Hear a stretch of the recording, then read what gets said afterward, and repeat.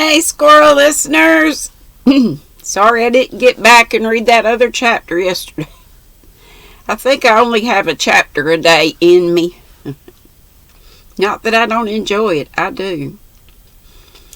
Chapter 24, Mary is just in time.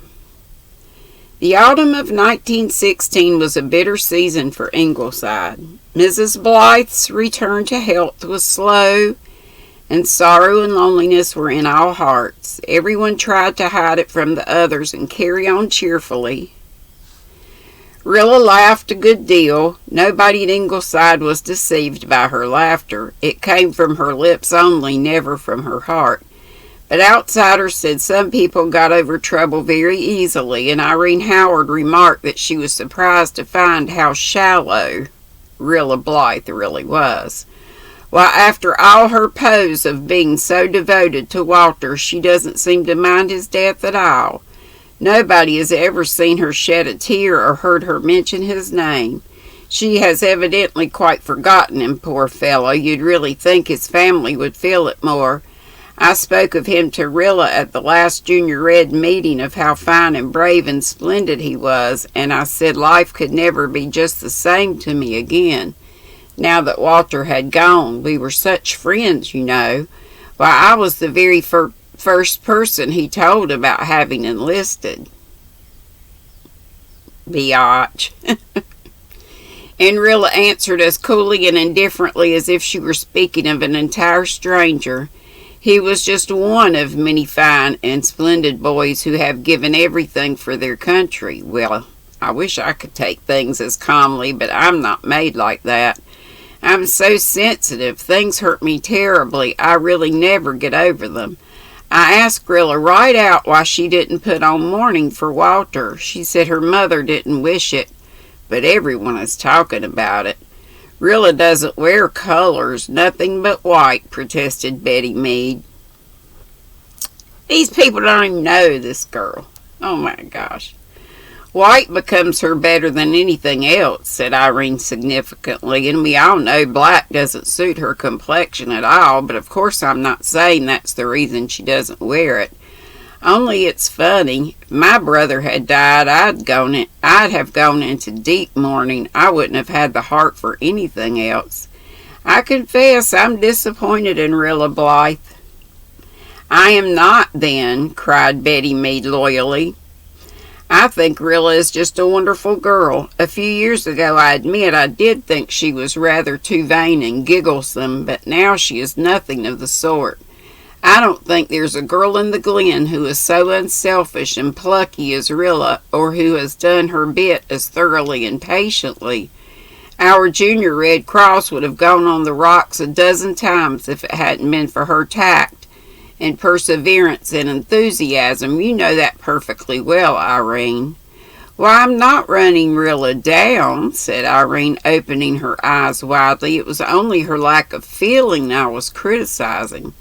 I suppose she can't help it. Of course she's a born manager. Everybody knows that. She's very fond of managing too, and people like that are very necessary, I admit. So don't look at me as if I'd said something perfectly dreadful, Betty, please. I'm quite willing to agree that Rilla Blythe is the embodiment of all the virtues, if that will please you, and no doubt it is a virtue to be quite unmoved by things that would crush most people. Some of Irene's remarks were reported to Rilla, but they did not hurt her as they would have once done. They didn't matter, that was all. Life was too big to leave room for pettiness. She had a pact to keep and a work to do, and through the long, hard days and weeks of that disastrous autumn, she was faithful to her task. The war news was consistently bad, for Germany marched from victory to victory over poor Romania. Foreigners, Susan muttered dubiously. Russians or Romanians or whatever they may be, they are foreigners and you cannot tie to them. But after Verdun I shall not give up hope. And can you tell me, Mrs. Dr. dear, if the Dobruja is a river or a mountain range or a condition of the atmosphere? The presidential election in the United States came off in November, and Susan was red hot over that and quite apologetic for her excitement. I never thought I would live to see the day when I would be interested in a Yankee election, Mrs. Dr. dear. It only goes to show we can never know what we will come to in this world, and therefore we should not be proud. Susan stayed up late on the evening of the 11th, ostensibly to finish a pair of socks, but she phoned down to Carter Flagg's store at intervals. And when the first report came through that Hughes had been elected, she stalked solemnly upstairs to Mrs. Blythe's room and announced it in a thrilling whisper from the foot of the bed. I thought if you were not asleep you would be interested in knowing it. I believe it's for the best. Perhaps he will just fall to writing notes too, Mrs. Dr. dear. But I hope for better things. I never was very partial to whiskers, but one cannot have everything. When news came in the morning that after all Wilson was re-elected, Susan tacted to catch another breeze of optimism.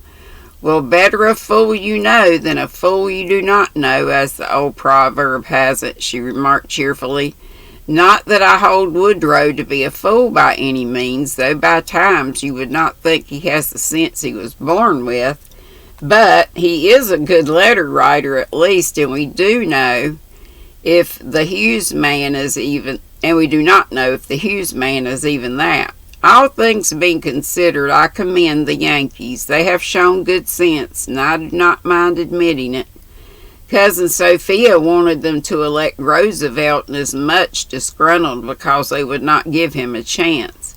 I had a hankering for him myself, but we must believe that Providence overrules these matters and be satisfied. Though what the Almighty means in this affair of Rumania I cannot fathom, saying it with all reverence. Susan fathomed it, or thought she did, when the Asquith ministry went down and Lloyd George became premier.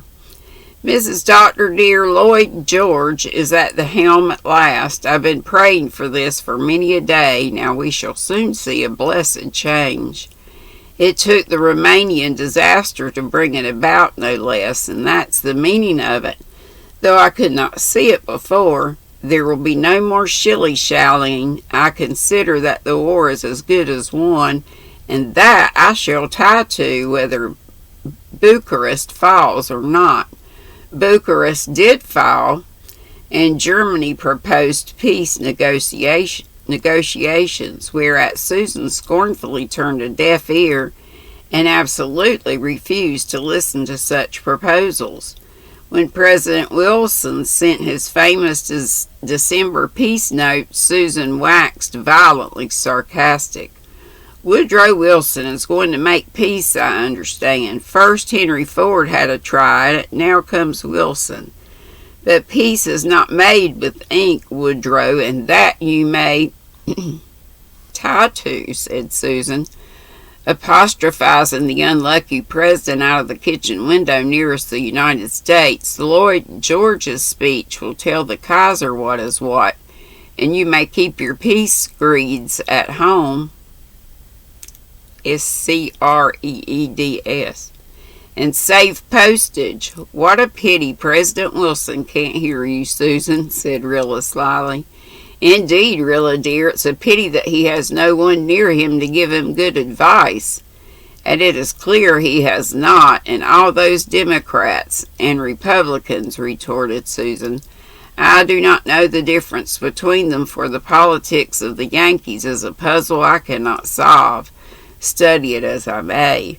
But as far as seeing through a grindstone goes, I'm afraid, Susan shook her head dubiously, that all are tarred with the same brush. I'm thankful Christmas is over, Rilla wrote in her diary during the last week of a stormy December. We had dreaded it so, the first Christmas since Courcelette. But we had all the Merediths down for dinner, and nobody tried to be gay or cheerful. We were all just quiet and friendly, and that helped. Then, too, I was so thankful that Jim's had got better, so thankful that I almost felt glad. Almost, but not quite. I wonder if I shall ever feel really glad over anything again. It seems as if gladness were killed in me, shot down by the same bullet that pierced Walter's heart. Perhaps some day a new kind of gladness will be born in my soul, but the old kind will never live again. Winter sets in awfully early this year. 10 days before Christmas we had a big snowstorm. At least we thought it was big at the time. As it happened, it was only a prelude to the real performance. It was fine the next day, and Ingleside and Rainbow Valley were wonderful, with the trees all covered with snow and big drifts everywhere, carved into the most fantastic shapes by the chisel of the northeast wind. Father and Mother went up to Avonlea. Father thought the change would do Mother good, and they wanted to see poor Aunt Diana, whose son Jock had been seriously wounded a short time before. They left Susan and me to keep house, and Father expected to be back the next day, but he never got back for a week. That night it began to storm again, and it stormed unbrokenly for 4 days. It was the worst and longest storm that Prince Edward Island has known for years. Everything was disorganized. The roads were completely choked up, the trains blockaded, and the telephone wires put entirely out of commission. And then Jims took ill. He had a little cold when Father and Mother went away, and he kept getting worse for a couple of days, but it didn't occur to me there was danger of anything serious. I never even took his temperature, and I can't forgive myself because it was sheer carelessness. The truth is, I had slumped just then. Mother was away, so I let myself go. All at once I was tired of keeping up and pretending to be brave and cheerful, and I just gave up for a few days and spent most of the time lying on my face on my bed crying. I neglected Jims, that's the hateful truth. I was cowardly and false to what I promised Walter, and if Jims had died I could never have forgiven myself.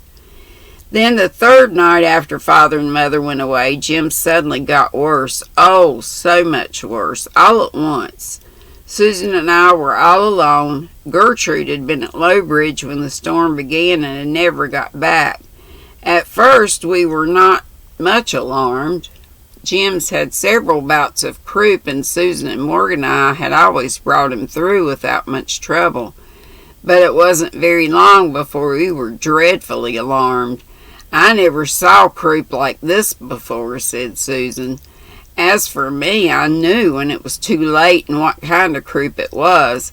I knew it was not the ordinary croup, false croup as doctors call it, but the true croup, and I knew that it was a deadly and dangerous thing.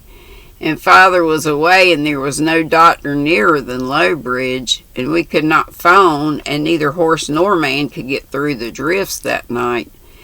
Gallant little Jims put up a good fight for his life. Susan and I tried every remedy we could think of or find in Father's book, but he continued to grow worse. It was heart-rending to see and hear him. He gasped so hardly for breath, the poor little soul, and his face turned a dreadful bluish color and had such an agonized expression. And he kept struggling with his little hands as if he were appealing to us to help him somehow. I found myself thinking that the boys who had been gassed at the front must have looked like that, and the thought haunted me amid all my dread and misery over Jims. And all the time the fatal membrane in his weak throat grew and thickened, and he couldn't get it up. Oh, I was just wild. I never realized how dear Jims was to me until that moment, and I felt so utterly helpless. And then Susan gave up. We cannot save him. Oh, if your father was here, look at him, the poor fellow. I know not what to do.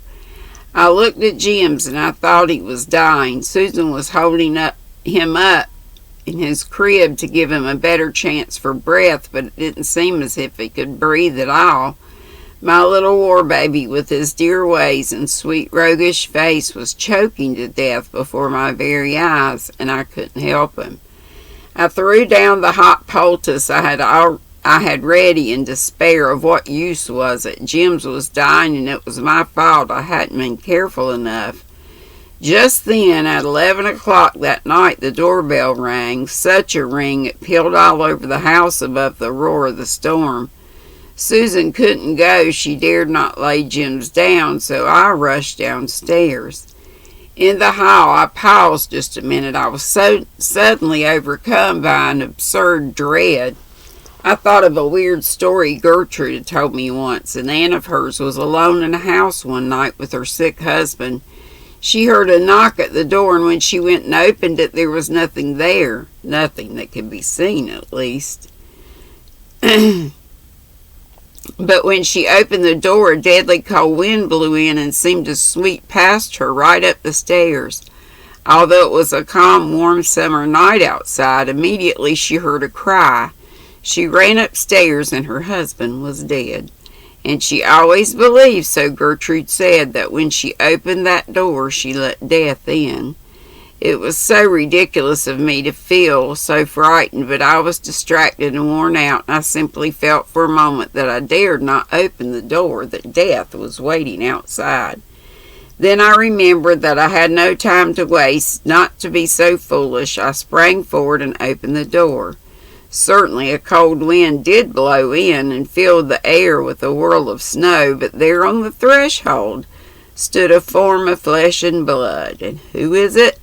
Mary Vance, coated from head to foot with snow. And she brought life, not death, with her, though I didn't know it then. I just stared at her. "I haven't been turned out," grinned Mary as she stepped in and shut the door. "I came up to Carter Flagg's 2 days ago, and I've been storm-stayed there ever since, but old Abby Flagg got on my nerves at last, and tonight I just made up my mind to come up here. I thought I could wade this far, but I can't tell you it was as much as a bargain. Once I thought I was stuck for keeps. Ain't it an awful night?" I came to myself and knew I must hurry upstairs. I explained as quickly as I could to Mary and left her trying to brush the snow off. Upstairs I found that Jims was over that paroxysm, but almost as soon as I got back to the room he was in the grip of another. I couldn't do anything but moan and cry. Oh, how ashamed I am when I think of it, and yet what could I do? We had tried everything we knew, and then all at once I heard Mary Vance saying loudly behind me, Why, that child is dying." I whirled around. Didn't I know he was dying, my little Jims? I could have thrown Mary Vance out the door or the window, anywhere at that moment. There she stood, cool and composed, looking down at my baby with those weird white eyes of hers, as she might look at a choking kitten. I had always disliked Mary Vance, and just then I hated her. "We've tried everything," said poor Susan dully. "It's not ordinary croup." "No, it's the diphthery croup," said Mary briskly, snatching up an apron, "and there's mighty little time to lose, but I know what to do. When I lived over harbor with Miss Wiley years ago, Will Crawford's kid died of diphthery croup, in spite of 2 doctors, and when old Aunt Christina McAllister heard of it, she was the one brought me round when I nearly died of pneumonia, you know. She was a wonder. No doctor was a patch on her, and they don't hatch her breed of cats nowadays, let me tell you.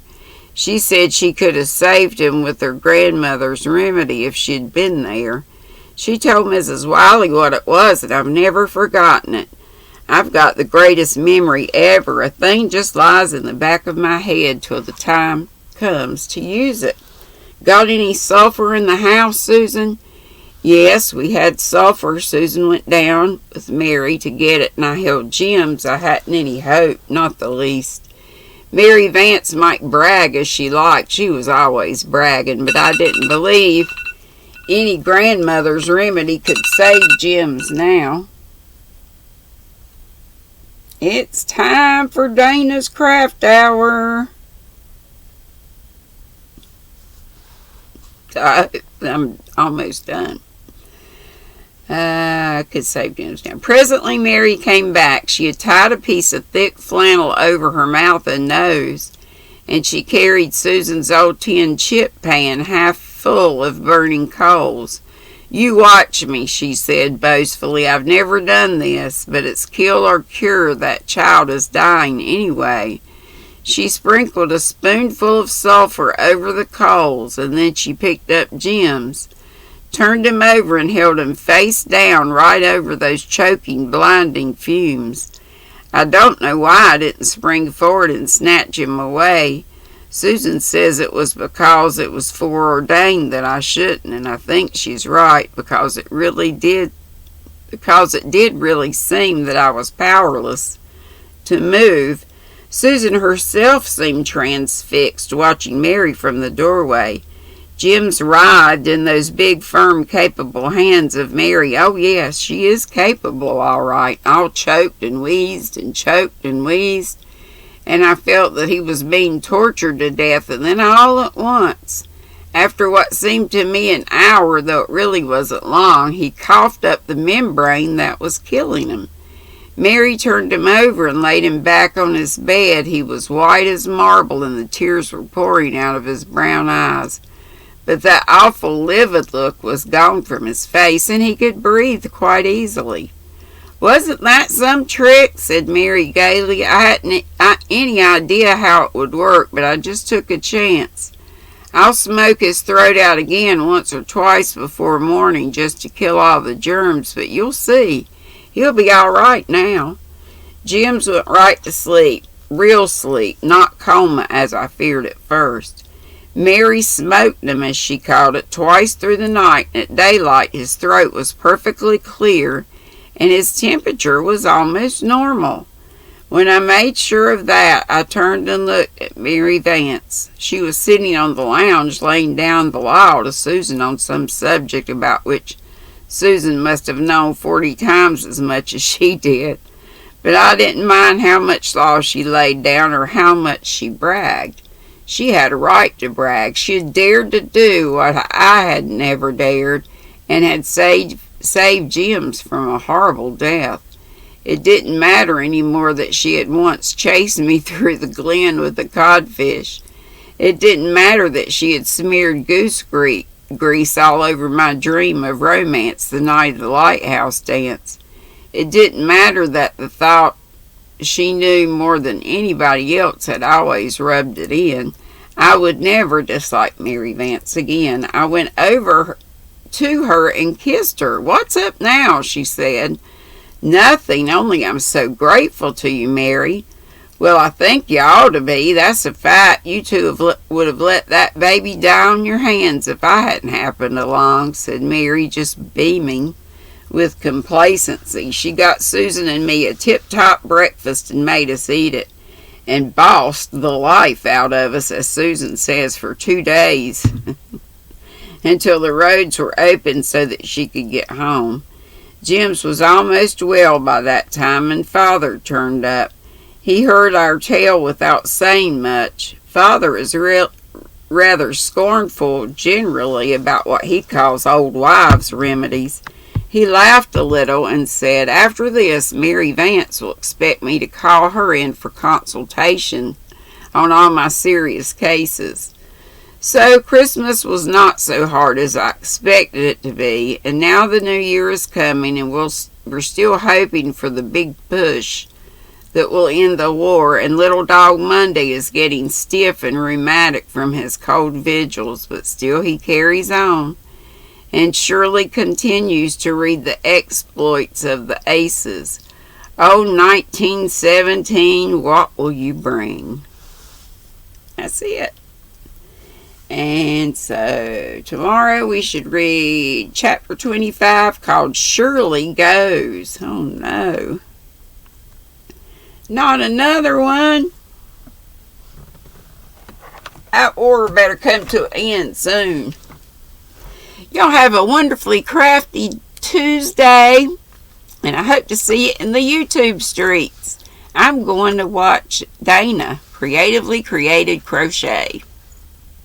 Love you, be sweet, don't be ugly. Bye-bye.